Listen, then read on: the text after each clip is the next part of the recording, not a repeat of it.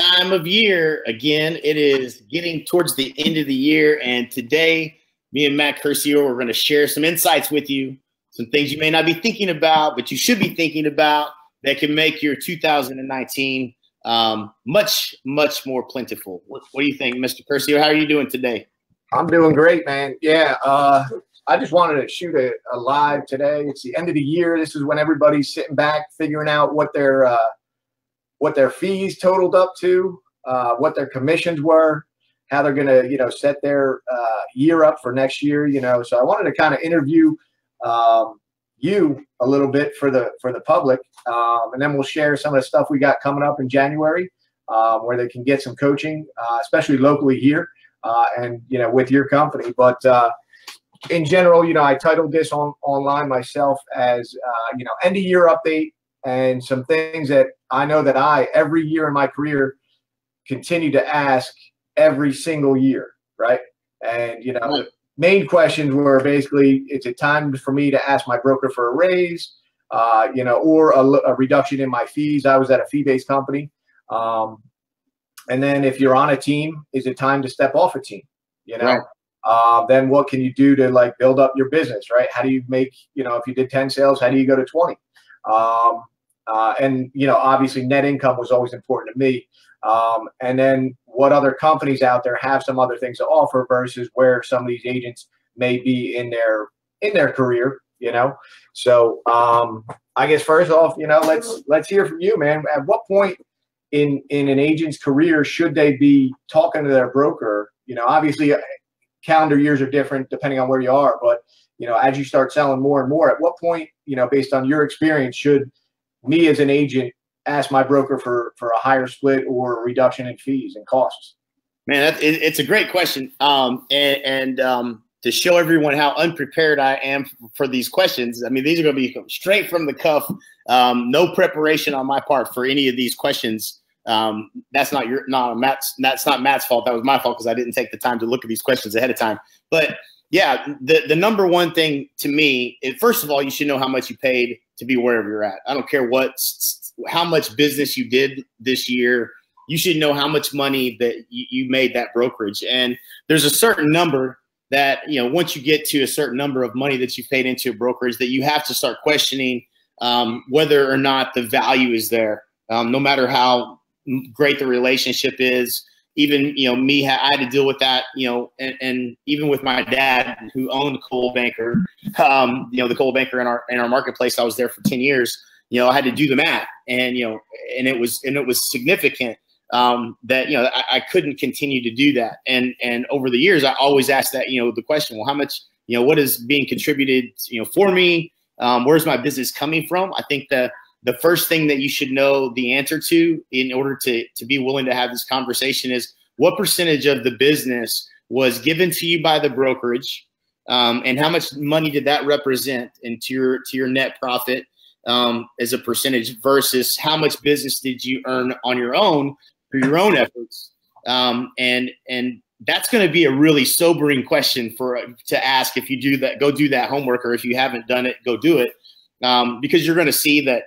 You're either going to see, wow, I don't have my own systems in place for generating consistent, new clients to do business with, or you're going to see that you're really not getting any value from the brokerage side of things, and that you would have probably done these deals regardless of where, whether you have balloons on your sign or you have, a big golden sign or whatever it is, right? There's not, the value is in the relationships that you have with your customers and your clients, not so much in the things that the brokerage may be doing for you. So those are kind of the starting points, in my opinion, that you have to kind of start with. Got you.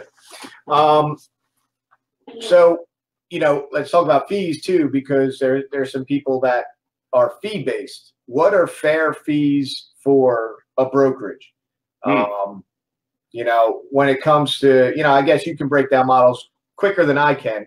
So I know, and you've been in more models than me, but at the end of the day, when you look at costs, what is fair? And at what point do you say, hey, what about this E&O fee? And I heard from an agent recently that got hammered by E&O to the tune of thousands, and they didn't realize it that it was per transaction until the end of the year.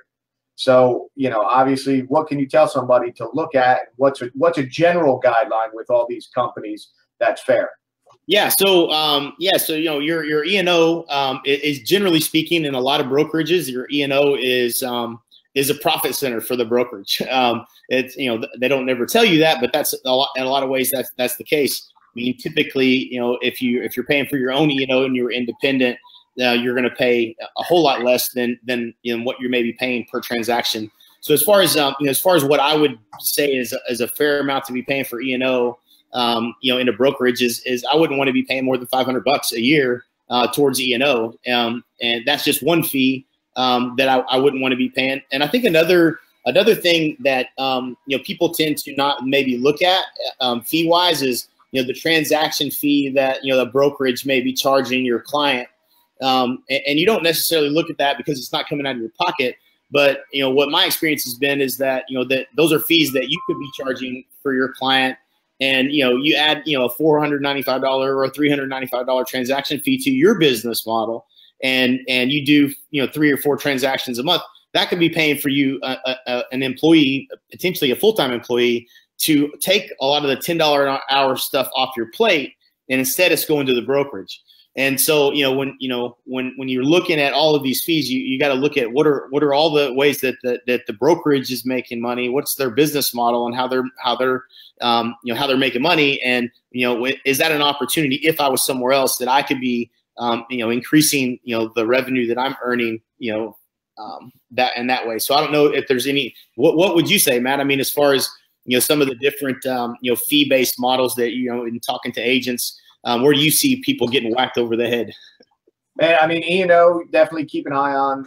Something that I realized later was I had a showings company fee that, you know, as a team leader, you know, and my personal production, you know, that equated to thousands annually for my, you know, the model was that they might have charged the company, I think, somewhere around $20 per listing, and, you know, we got, or $40 a list. I think it was $40 a listing.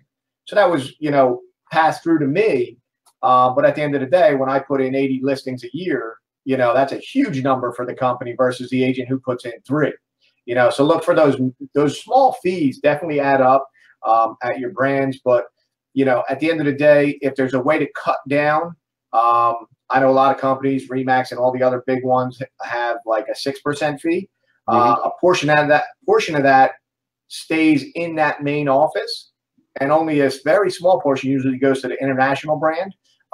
So a lot of companies, and you'll hear as you grow in business, that the some agents have lowered, you know, percentages, you know, and you know, maybe it's time, depending on what that number calculated to, maybe you talk to your broker and say, hey man, if I'm paying 6, but I'm selling 4 times as much, can we reduce that after I hit a certain number to like 4%? You know, and that might help some people lower the costs at the end of the year. And again, this isn't to net more money in your pocket.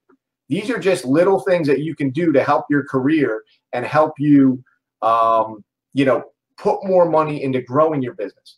But those little, you know, thousands at a time, like you said, they pay for an employee to be in your company, you know, which allows you to go out and get another listing and maybe take on a buyer's agent and things like that. So no doubt. Yeah, so that's good info. First, actually, I want to let everybody know you guys can follow us, or should follow us. Jay is an excellent coach. Still runs a great coaching company. So we're going to put his Instagram and Facebook links in the comments below, and then myself too. I'll put mine in there in case you guys want to follow us. I know Jay's definitely maxed out on friends on Facebook. I was close, but I went through and cleaned out, so I got some room. I do the same thing from time to time. Yeah. But yeah, I'd love to help you. So I mean, that's what I'm passionate about the most, is helping. There should be a disclaimer on my Instagram if you're going to follow. So yeah, it's pretty open and real. So and if you enjoy that kind of thing, it definitely, you'll get a look at the redneck in me for sure. Yeah. All right. So question 2, man, if you are on a team, man, you know,